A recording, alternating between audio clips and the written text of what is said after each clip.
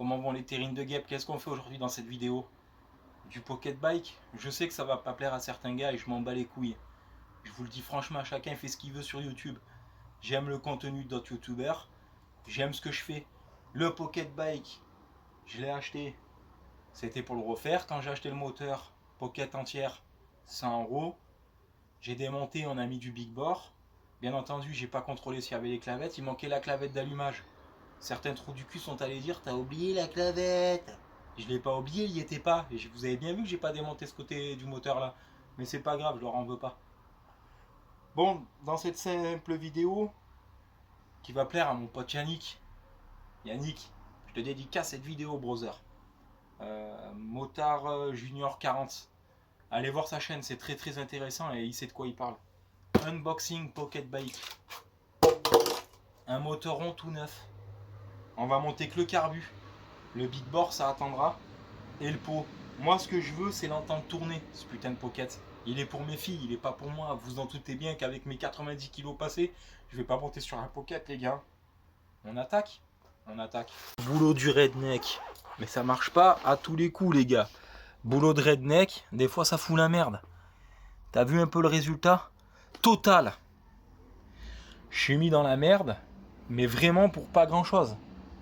Donc nous ce qu'on va faire c'est la dépôt de ce moteur, récupérer le carbu, pipe boîte à clapper, greffé sur le moteur neuf, avec mon pot de concours, et le big bore ce sera pour la prochaine fois. C'est le même alésage, il y a juste un truc qui change, c'est qu'ici vous avez une culasse à plot, contrairement à celui-là, donc ça refroidit beaucoup mieux, et le piston derrière il est aéré, il y a un meilleur passage mélangeur essence. Mais pour faire un essai, et pour l'entendre tourner, j'ai pas besoin d'avoir un mirage. On va monter ça. Et après, moi, j'aurai accès ici pour pouvoir monter le big bore. Je vous ferai une autre vidéo. Pocket bike, t'as besoin que de clé Allen. Va pas t'emmerder à chercher, c'est pas sorcier. Clé Allen partout.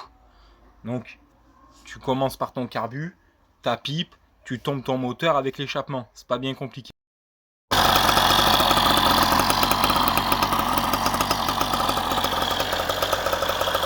On se retrouve avec un gicleur beaucoup trop gros. Donc le Pocket Quad n'arrive pas à prendre ses tours. Il va me falloir changer le gicleur, donc il va falloir que je vidange l'essence. Et tout va se passer ici. Et que je sorte mon carburateur.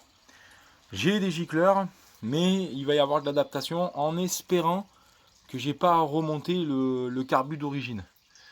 Si c'est le cas, hein, on se débrouillera pour essayer de faire quelque chose. Des modifications ont été nécessaires au carburateur. Je vous explique pourquoi. Gicleur origine, gicleur vendu par un site de pocket. Mais bon, vous faites pas avoir comme moi. Je ne le mentionnerai pas, je vais vous le mettre dans la description. Comme ça, vous pourrez ne pas vous faire avoir. Regardez bien. Diamètre du gicleur origine. Ok. Voilà, ok. Diamètre d'un gicleur carburateur 15 de l'ortho. Si je les mets face à face. Voilà. Alors l'autofocus s'il te plaît. Voilà. Deux diamètres, 2 à 3 diamètres au-dessus au filetage. Vous voyez? 2 diamètres. Alors avec un forêt, ce que j'ai fait, j'ai cassé l'embout de mon forêt ici pour qu'il soit plat. J'ai pris un forêt du même diamètre que le filetage de mon gicleur. Et avec mon gicleur, j'ai refait le filetage du puits de gicleur. Je vous montre. Gicleur origine. Malheureusement, il rentre, il flotte, ok. Et le gicleur de l'ortho.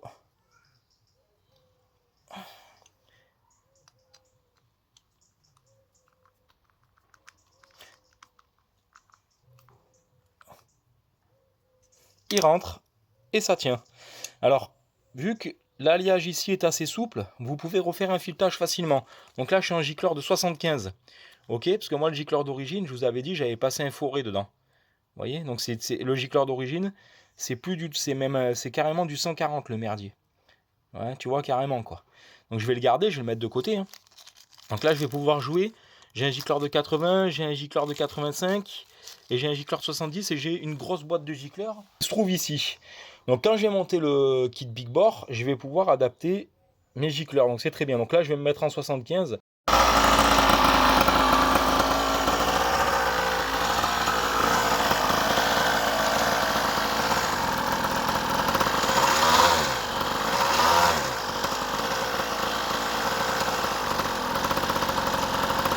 mal.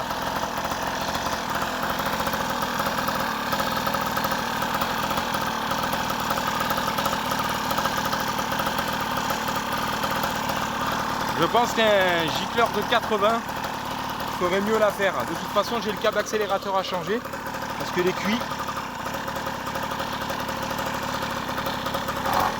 Ouais, je pense que le gicleur de 80 ferait mieux l'affaire.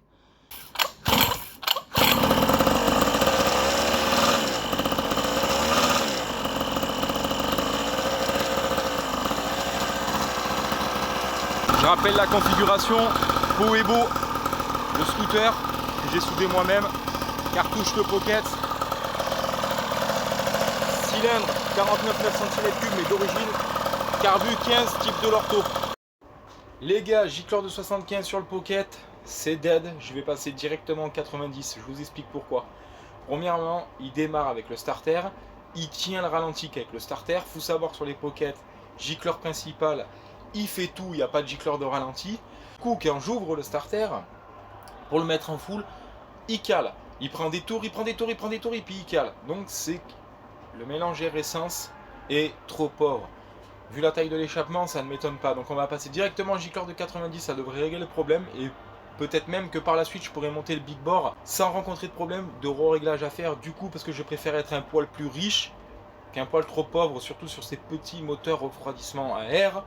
Ces petites bébêtes ont tendance à double dab quand il y a un mauvais réglage. Alors là, les gars, je pense qu'on tient le bon bout. Je suis désolé pour le radam qu'il fait. Mais il a l'air ultra nerveux. Donc, il n'y a plus qu'à monter le big bore dans un prochain épisode. Cas d'accélérateur, tirage rapide domino et on part faire un essai.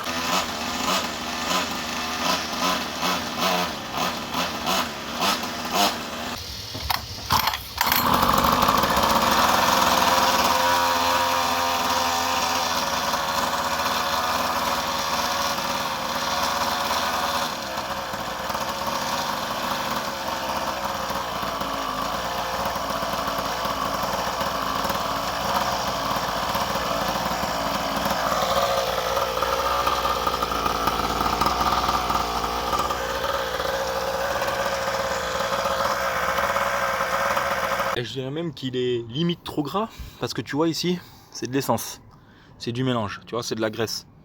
Et en fait cette graisse là, c'est de la calamine, tu vois, c'est de la merde, donc pour moi c'est limite trop gras. Donc c'est bien que ce soit gras, parce que quand je vais monter le big board, de toute façon il aurait fallu que j'augmente de nouveau mon gicleur.